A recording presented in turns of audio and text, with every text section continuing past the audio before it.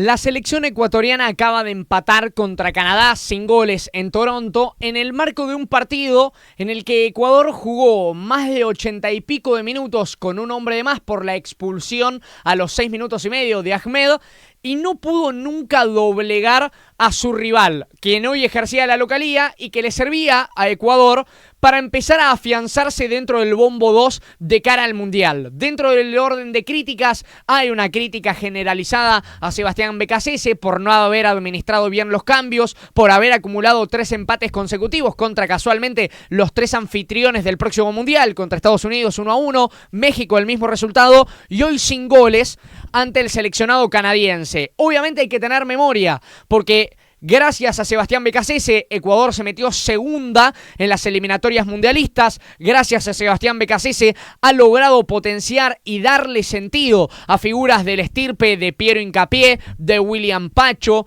de Moy Caicedo, de Pedro Vite, que hoy hizo un gran partido también. Y además hay que sumarle lo que fue el debut de una figura que se hizo esperar dentro del ámbito ecuatoriano. Hoy hay que hablar de lo que fue el debut de Jeremy Castillo, que pareciera ser la gran joya que tiene Ecuador de acá a la posteridad. Un europibe, como nos acostumbramos a llamarle en Argentina, porque nació en España y va a representar a Ecuador. Para vos, ¿cómo va a llegar Ecuador al próximo Mundial? Bienvenidos a todos los fanáticos a una nueva reacción en Somos el Fútbol Digital. Acaba de empatar, como lo decíamos, Ecuador contra Canadá sin goles, en un partido en donde yo creo que en líneas generales hay que ser justos en el análisis. Hay que ser justos porque hay que, obviamente, ir en el escenario en donde Ecuador podría haber sacado un buen resultado a partir de la expulsión de un rival a los 6 minutos de juego. Ahmed termina viendo la tarjeta roja. Polémica, discutible, si se quiere, en una acción del juego también fortuita, donde eleva la pierna sin ver dónde estaba el rival y lo terminó raspando Alan Franco, en un contexto en donde yo creo que la sanción estaba bien impuesta en un partido por los puntos, capaz en un amistoso se podría haber sido un poquito más piadoso. Pero más allá de eso, no importa tanto la acción de la roja, que para mí no hay nada que discutir, está bien expulsado Ahmed. Lo que sí traigo a tema es ¿cómo respondió Ecuador a esa expulsión? Porque yo te digo algo, Ecuador es una selección, y acá me voy un poco en el tiempo y ya voy a agarrar el DeLorean para volver. Ecuador es una selección que si nos plantamos en el siglo XXI, del año 2000 para acá, fue uno de los grandes protagonistas dentro de los torneos de Sudamérica y a nivel mundial. Jugó 4 mundiales, también llegó a cuartos lugares en las Copas Américas, y hasta incluso tuvo partidos para el recuerdo contra Argentina, Brasil, Uruguay, Colombia, y podemos seguir hasta incluso en el repaso internacional contra selecciones europeas. Si nos vamos del 2000 para atrás, Ecuador es una selección que careció de historia, que en anteriores ediciones de los mundiales no jugó, porque su debut fue en 2002, después estuvo en 2006, donde llegó a los octavos de final, que fue su mejor participación, y después también estuvo en los mundiales de Brasil y de Qatar. Lo iba a chusmear, pero bueno, de Brasil y de Qatar. Y en ese tiempo, en ese lapso donde uno ya empieza a ver, y lo quiero corroborar rápido, Brasil y Qatar, en ese tiempo, desde el 2000 hasta el 2025, 25 años de generación de fútbol,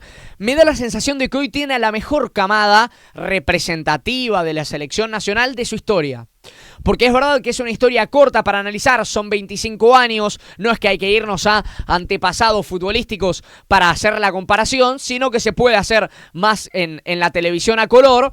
Y cuando uno tiene que hacer esa comparativa, yo veo hoy a Moy Caicedo, lo veo a Gonzalo Plata, que hoy arrancó en el banco de suplentes, lo veo a Kendry Páez, veo a figuras destacadas e inminentemente se me ocurre pensar en lo importante que han sido estos jugadores para lo que es el desempeño y el desarrollo de una selección como la ecuatoriana. Lógicamente es un contexto en donde de a poco el partido termina siendo favorable para Canadá, por lo que termina otorgando el encuentro, porque Canadá, más allá de la expulsión, terminó sacando un resultado, insisto, favorable y con muy buena diferencia en el resultado, porque pudo aguantar bien los 10 hombres, porque hizo de Lairía, el lateral izquierdo, la figura del partido. Eustaquio, en su capitán, fue quien manejó los tiempos del juego, y pareciera que eso le sacó protagonismo a Moy Caicedo, a Vite, a Piero Hincapié, a las figuras que uno venía a ver en este partido. Y acá es donde vuelvo al presente.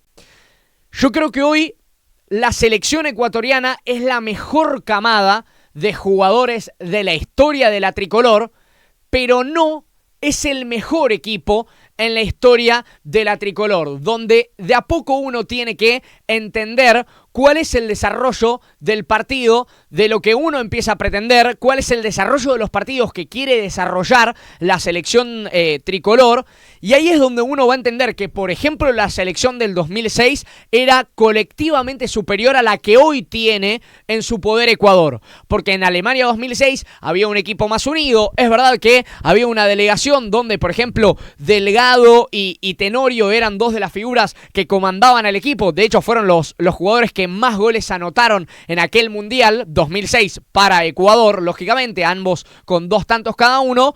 Y hoy, si bien yo te digo, Moy Caicedo juega en Chelsea, Piero Hincapié juega en el Arsenal y jugó en el Leverkusen, te hablo de un William Pacho que es campeón con el Paris Saint-Germain de la Champions League, te puedo hablar de un Hernán Galíndez que tuvo amplia experiencia en Ecuador y también dejó su huella en el fútbol argentino, te puedo hablar de que, mirá, la selección ecuatoriana tiene en sus filas a un vigente campeón de la Champions, como lo es William Pacho.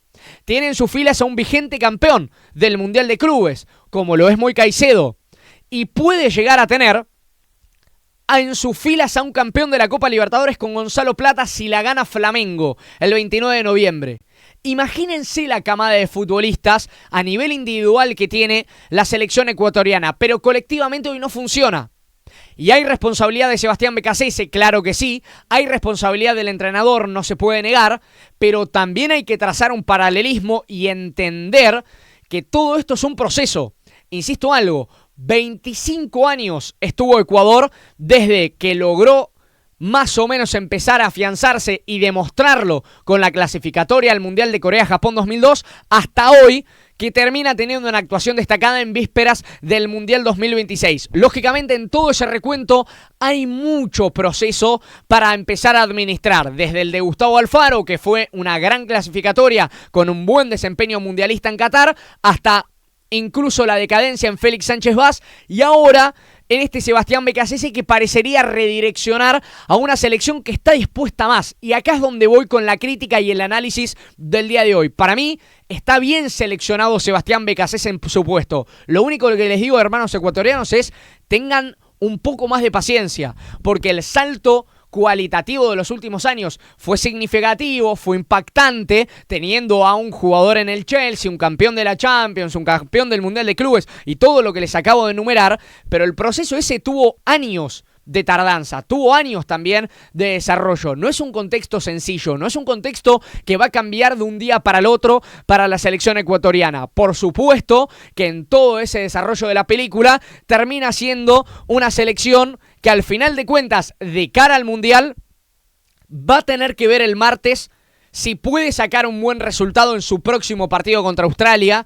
Va a tener que tratar de posicionarse de la mejor manera posible, porque el empate de hoy hasta incluso lo expone a poder perder el ser uno de los integrantes del Bombo 2 de cara al Mundial, y el martes va a tener la chance de revalidarlo con un triunfo y asentarse en ese lugar. Para Ecuador hoy es oro participar del Bombo 2. Para Ecuador, evitar selecciones de la primera y segunda categoría es realmente el mejor escenario de cara a un mundial que puede ser histórico. Y la pregunta es, si ya llegaste hasta este punto del video, no te va a costar nada comentar, fanático. Así que la pregunta es, ¿podrá Ecuador superar el mejor puesto en un mundial conseguido en 2006, que fue un octavos de final, en el próximo mundial, en la próxima Copa del Mundo? Tiene que llegar a cuartos y ahí podrá rubricar su mejor participación en mundiales, recordando que el mundial que el año que viene va a contar con 16avos de final, una instancia que no existió en anteriores ediciones. La pregunta es, ¿podrá?